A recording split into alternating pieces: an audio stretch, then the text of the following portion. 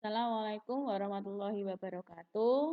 Selamat pagi anak-anak. Hari ini kita akan belajar tema 6, subtema 2, pembelajaran 3 dan 4. Ya. Bu Sela harap sebelum pembelajaran anak-anak sudah salat duha dan tilawah ya. Oke, yang pertama. Mapel Bahasa Indonesia yaitu tentang informasi penting dalam teks non-fiksi. Nah, di sini ada beberapa langkah untuk menemukan informasi penting. Nah, yang pertama itu adalah baca teks non-fiksi secara cermat dan teliti. Yang kedua, tuliskan informasi penting yang ditemukan. Lalu yang ketiga, rapikan informasi yang ditemukan. Dan yang terakhir adalah rangkumlah informasi yang ditemukan.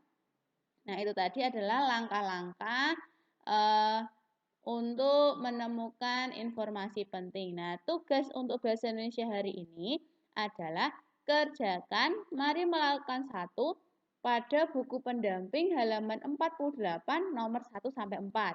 Ditulis di buku tulis kalian masing-masing. Dibuat tabel seperti pada soal.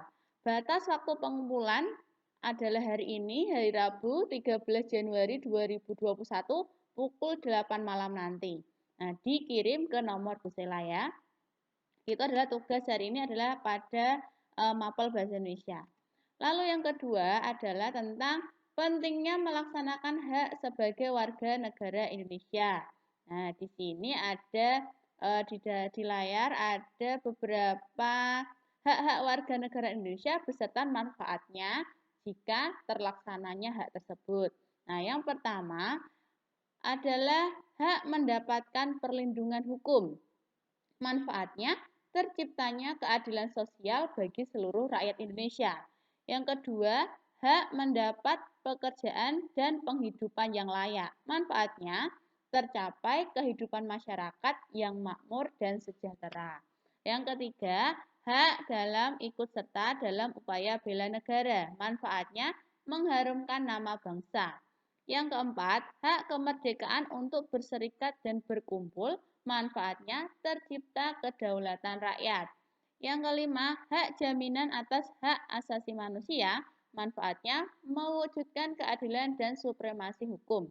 Dan yang terakhir, hak kemerdekaan untuk memeluk agama dan beribadah menurut kepercayaan masing-masing. Manfaatnya adalah memupuk kerukunan antar umat beragama. Nah, itu ya. Lalu yang selanjutnya adalah tentang upaya mewujudkan bangsa yang sejahtera. Nah, upaya untuk mempertahankan kemerdekaan pada masa sekarang itu berbeda dengan pada masa pada zaman dulu ya. Kalau pada masa sekarang itu adalah memfokuskan pada pelaksanaan pembangunan Indonesia di berbagai bidang, yaitu pada bidang sosial, budaya, ekonomi, pendidikan, dan teknologi. Nah, tujuan pembangunan itu adalah mewujudkan bangsa Indonesia menjadi bangsa yang sejahtera. Nah, kehidupan sejahtera itu yang bagaimana? Kehidupan sejahtera itu adalah kehidupan yang damai, aman, dan terpenuhi seluruh hak dasar warga negara. Nah, itu adalah pada pembelajaran ketiga. Lalu, lanjutan dari kehidupan yang sejahtera tadi ya, adalah sikap yang perlu dikembangkan dalam upaya mengembangkan kehidupan yang sejahtera.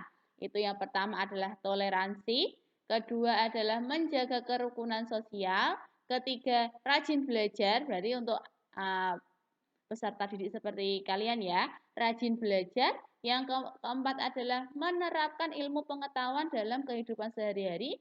Dan yang terakhir adalah berpikir kritis dalam menghadapi masalah.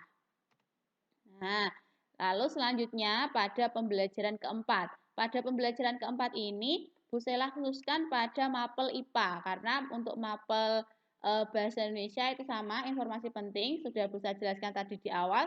Dan SBDP adalah tentang gerak dasar tari tunggal. Itu bisa dibaca sendiri ya. Nah, pada pembelajaran keempat ini Bu Sela fokuskan pada mapel IPA, yaitu tentang perubahan primer tubuh anak laki-laki pada masa pubertas. Nah, di sini dikhususkan pada anak laki-laki dulu. Untuk anak perempuan pada pertemuan selanjutnya. Nah, pada anak laki-laki itu tubuh bertambah tinggi dengan cepat sampai usia 20 tahun. Jadi, kalau misalkan anak-anak sekarang ya umur 11 sampai 12 tahun itu masih mengalami pertambahan tinggi gitu ya. Lalu selanjutnya, memasuki masa pubertas, organ reproduksi atau perkembangbiakan mulai berfungsi. Nah, jadi untuk anak-anak yang sudah akil balik, nah itu organ reproduksinya sudah mulai berfungsi. Nah, organ reproduksi sudah matang dan berfungsi menghasilkan keturunan. Jadi jika organ reproduksinya itu sudah matang, berarti maksudnya organ reproduksi anak laki-laki itu sudah dapat menghasilkan keturunan. Lalu yang selanjutnya, perubahan primer. Nah, untuk pertemuan yang sebelumnya, perubahan primer itu adalah perubahan yang terjadi di dalam tubuh. Nah, kalau perubahan primer yang dialami oleh laki-laki itu ditandai dengan mimpi basah. Nah, apa itu mimpi basah? Mimpi basah merupakan peristiwa mimpi yang dialami anak laki-laki disertai dengan keluarnya cairan sperma. Nah, biasanya kalau misalkan di lingkungan masyarakat ya, biasanya katanya ngompol. Padahal mimpi basah dengan ngompol itu berbeda karena setelah mimpi basah itu anak laki-laki mengeluarkan yang namanya cairan sperma. Jadi mimpi basah merupakan peristiwa mimpi yang dialami anak laki-laki disertai dengan keluarnya cairan sperma. Nah, kalau misalkan mimpi basah itu mengeluarkan cairan sperma, tapi kalau yang namanya ngompol itu mengeluarkan air seni. Padahal air seni dan cairan sperma itu berbeda. Nah, perbedaan dari cairan sperma dan air seni itu cairan sperma itu teksturnya itu kental dan lengket. Nah, jika air seni itu teksturnya encer. Nah, kalau cairan sperma itu berasal dari organ reproduksinya. Tapi kalau misalkan air seni itu adalah pembuangan pada organ bukan reproduksi ya. Nah, lalu cairan sperma ini berisi sel-sel kelamin jantan yang dihasilkan oleh organ reproduksi. Nah, itu tadi adalah tentang perubahan primer tubuh anak laki-laki pada masa pubertas. Nah, jadi kemarin ada yang namanya perubahan primer dan perubahan sekunder. Kalau perubahan primer adalah perubahan yang terjadi di dalam tubuh, kalau misalkan perubahan sekunder itu adalah perubahan yang terjadi di luar tubuh. Nah, perubahan primer ini juga menghasilkan hormon. Nah, hormon tersebut yang mempengaruhi terjadinya perubahan sekunder atau perubahan yang terjadi di luar tubuh anak-anak. Begitu ya. Itu saja untuk materi IPA untuk tentang perubahan primer.